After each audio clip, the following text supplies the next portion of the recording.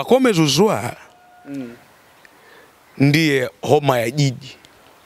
Kwa mechi ya juzi ulivyoiona. Pacome Zouzoua msimu huu. Na mbaya zaidi amekosa mechi nyingi. Lakini Pacome Zouzoua profesa ya boli. Ile ni homa ya jiji. Huyu ndiye mchezaji atakayefanywa faulo nyingi sana kwenye mechi ya dabi. Faulo nyingi sana. Faulo nyingi sana. Nyingi. Pacome Zouzoua kutokana na ubora wake aliokuwa nao. Akiwa na mpira ama hata asipofunga, Pacome Zouzoua profesa ya boli anahitaji ulinzi mzito sana. Ni moja kati ya wachezaji bora kupata kutokea ambao tuko nao katika ligi yetu. Inaonekana tawindwa sana hiyo. NBC wanapata umaarufu kwa sababu ya Pacome Zouzoua. Wadhamini hao chuma.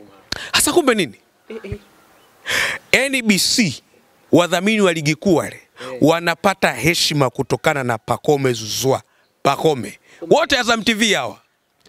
Yaani watu wapiga kamera wa Azam TV wanaenjoy kummulika Pacome Zouzoua. Wanaenjoy kummulika Pacome Zouzoua. Faida ya kumchukua mchezaji kwa kamera Pacome Zouzoua control inakaa ni fahari. Yaani wao wanaona fahari yani kumshuti Pacome Zouzoua. Pacome habari nyingine. Pacome Zouzoua habari nyingine. Issue kufananishwa ishia hapa kwa hiyo. Unamfanisha na nani? Hamna. Yaani Pacome unamfanisha na nani? Kwa hiyo ishia hapa. Pacome yuko kwenye level ya mbali sana. Kipaji chako nacho mbali sana. Hii imekuwa ni bahati kuwa naye, bahati kubwa. Yanga wana kila sababu ya kutembea kifua mbele. Kuwa na profesa ya boli Pacome Zouzoua. Unabisha subita 25, labda umwe. Kwa tegemee majeraha ya kutosha. Na niwaambie tunakoelekea hakuna combination itakuwa ni ya moto sana kama Pacome Zouzoua na Chama. Tunakoelekea combination ambayo naiona huenda kwa ni hatari sana ni ya Chama na Pacome. Kamata maneno yangu. Hatari. Kwa sababu Chama ana jicho la kupiga pasi kuliko mchezaji yoyote nchi. Kuliko mchezaji yoyote, jicho la kupiga pasi. Mwamba Rusaka Triple C, Chama. Ilikuwa ni mara. Wewe sema amezeeka. Ilikuwa ni mara ya kwanza kukamata mizigo ya Aziz Ki. Wewe sema amezeeka. Chama hajazeeka. Kumbe. Chama alikuwa anashindana ushindani wa namba ndani ya Yanga Afrika. Sawa? Ndio. Simba ushindani wa namba ni mdogo. Ndio maana leo ukisema Chama amerudi Simba namba uhakika. Anamweka nani benchi pale? Ndo tuulizane, unamweka nani benchi? Maana Kibu Denis amekuja kufunga kwenye timu ambayo ishajifia. Ndio kapata man of the match. Uongo kweli? Sasa mmoja apata man of the match kwenye mechi na Azam. Mechi ngumu. Mechi na Singida Black Stars. Lakini utaona watu wameokotana huko, ameokotana huko, we njoo, wakaokotana huko, man of the match. Kapewa.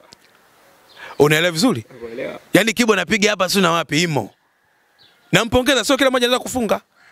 Lakini kiukweli Chama udi Simba Sports Club anayemzuia namba pale nani? Hamna kwa hiyo. Nani anamzuia? Kwa sababu Chama kutokea pembeni fresh. Unalipata vizuri? Nakuelewa. Aambia hamna shida. Wewe kaa pale. Au akaa namba 10. Mimi nakaa pembeni ukutaona balaa lake. Mimi ninachokuambia Chama hajazeka. Lazima anyoke hapo. Ukiona mtu yote anamsema Triple C Mwamba Rusaka anatamani kuwa naye. Nakwambia si alipokuja Yanga akapungua kiwango. Yaani Simba kuwa na namba ni sana mwanamke mwaminifu kwenye ndoa. Au mwanaume mwaminifu kwenye ndoa. Yaani namba uhakika. Sasa hamna mtu. Lakini Yanga Africans kuwa na namba. Shukuru Mungu. Pambana kweli. Lakini Simba kuwa na namba uhakika, mwanamke mwaminifu kwenye ndoa. Hana mpango wa kuruka. Mwanamke labda umzingue wewe ndo atakuchiti. Lakini mwanamke kweli ambaye ameendelea kuolewa hana mpango wa kuchiti. Ndio tafsiri yake. Labda mjinga tu atakachititi ujinga. Lakini yule kweli hapana. Lakini profesa ya boli Pacome Zouzoua kwangu mimi ana deserve kuwa MVP wa ligi kuu soka Tanzania bara. Lakini mpaka dakika top scorer Jean Charles Ahoua. Ahoua top scorer. Takwimu zinaongea. Tayari. Sasa unabishaje nawe takwimu? Hivi kuna uchao labda una akili. Yaani kabisa na magoli mfano afikisha boli 20. Uanze kusema Farid Musa ndio top scorer? Hapana. Sasa kwa unachanganyikiwa wewe. Lakini ukweli anajitahidi Jean Charles Ahoua kwa kile ambacho amekifanya. Wewe ushaumpa. Ushampa Jean Charles Ahoua. Kama kifunga magoli mengine, sana goli 16. Kuna mechi bado ngapi? Mechi 2 wote. Kwa hiyo inategemea ikitokea mfano Clement Mzize leo au Dube akafunga magoli akamfikia Jean Charles Ahoua, si ndio? Maana yake nini? Kuna possibility kubwa ya Dube na Clement kwa top scorer.